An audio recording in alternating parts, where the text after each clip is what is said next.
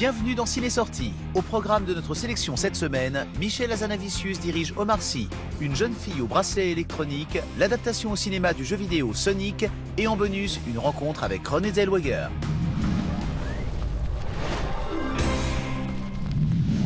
Le Prince oublié est le 8e long métrage de Michel Hazanavicius qui dirige pour la première fois Omar Sy aux côtés de Bérénice Bejo et François Damiens. Sophia vit seule avec son père. Tous les soirs, pour l'endormir, il lui raconte une histoire dont les héros sont toujours la princesse Sophia et son père, le prince courageux. Mais un soir, en rentrant du collège, Sophia n'a plus besoin d'histoire car elle a trouvé un nouveau prince. Chaque soir, au moment de l'endormir, le père de Sophia devient le prince d'un monde merveilleux inventé pour elle. Début de l'histoire dans 2 minutes. Et chaque soir, J'arrive, princesse! le prince sauve sa princesse. Jusqu'au jour où... Comment ça, pas d'histoire? Papa, j'ai 11 ans. Je peux me les faire toute seule, mes histoires, maintenant. Tu comprends? C'est la fin, mon pote. Il arrive. Le prince. C'est quoi ça? Les oubliettes, c'est là où on envoie les personnages quand ils sont plus dans aucune histoire. Ils disparaissent. Vous y connaissez en fugue? Vous êtes un super papa, mais faut bien la laisser grandir.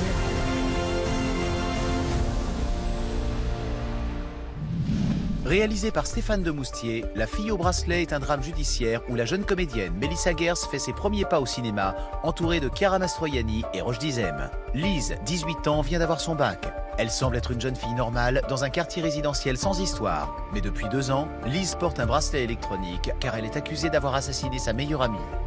Le corps de la victime présentait 7 plaies de profondeur variable, type couteau de cuisine. Mademoiselle Bataille, quelles étaient vos relations avec la victime Flora Dufour? On était amis, meilleurs amis. Vous savez qu'elle a eu plein de copains?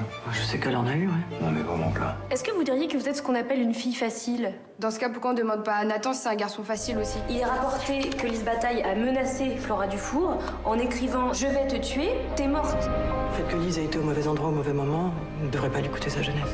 Il y avait l'ADN de Lise Bataille et de nulle autre personne sur le corps de la victime. Que savons-nous des adolescents de 16 ans? Que savons-nous de leurs amitiés? De leurs amours? Sonic le film est l'adaptation au cinéma du jeu vidéo culte. Et c'est Malik Bentala qui prête sa voix au célèbre hérisson bleu le plus rapide du monde. Sonic vient d'arriver sur Terre, sa nouvelle maison, et y trouve un nouveau meilleur ami, en la personne de Tom.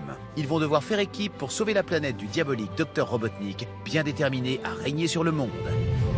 Il y a 20 minutes, un phénomène de surtension a coupé le courant dans tout le nord-ouest du Pacifique.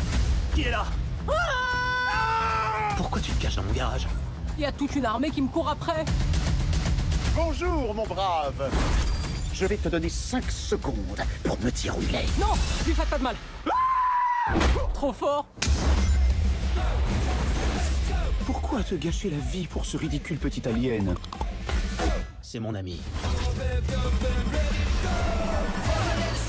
Moi, j'ai un grand pouvoir. Tu l'avais pas vu venir, ça, hein? Blablabla, blablabla. Prêt à passer à la vitesse supersonique?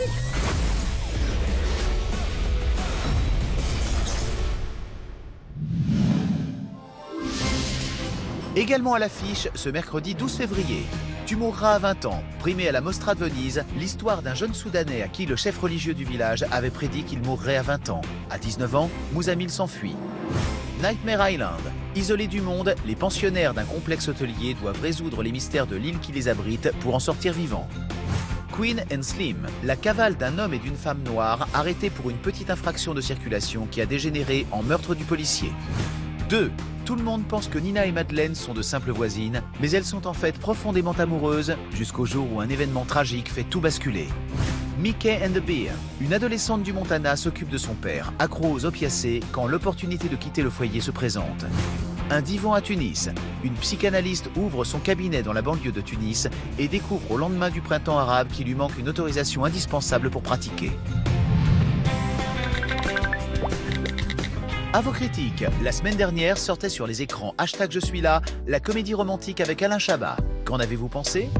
Alors Je suis là, c'est un film atypique et attachant, mélancolique et tendre, réellement singulier quand on attend une comédie traditionnelle, ce qu'il n'est pas. C'est un très joli film, plein de bons sentiments, qui donne très envie de voyager et de découvrir la Corée. C'est trop sage et trop gentil, donc ça reste un bon film, c'est plaisant. On appréciera d'ailleurs le regarder clairement en famille à la télé. C'est un très très beau film que je recommande à tous. Envoyez-nous vos avis en vidéo sur les réseaux sociaux de Ciné Sortie.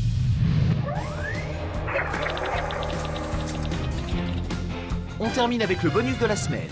À l'occasion de la sortie prochaine du biopic Judy sur le destin de l'actrice Judy Garland, nous étions à l'avant-première officielle à Paris en présence de Renée Zellweger. Favorite des prochains Oscars, elle y prête ses traits à la star du Magicien d'Oz et de A Star is Born. On va tout de même pas laisser la plus grande star du monde sans rien à boire. Frank Sinatra est ici. Frank est génial, mais il n'est pas Judy Garland.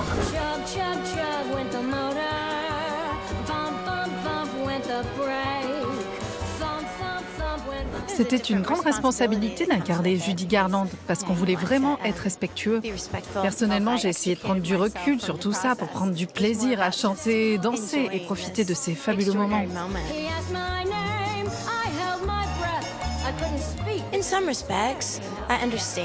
En tant qu'artiste, je peux comprendre ce qu'elle a ressenti, parce qu'elle s'est faite broyer par les différentes expériences qu'elle a vécues. Elle a été endoctrinée par le système des studios. On décidait de tout pour elle. On l'empêchait d'être autonome et de vivre sa vie comme elle l'entendait. Mais au fond, je ne suis pas sûre que ce soit spécifique à Hollywood. Quand vous avez une passion et que vous sacrifiez tout pour elle, il y a toujours un risque de subir la pression et que quelqu'un use de son pouvoir pour profiter de vous. Je vous ai dit, non, ça va bien se passer. C'est à vous. Avec ce film, on a voulu faire les choses bien, lui rendre hommage et lui témoigner toute notre admiration.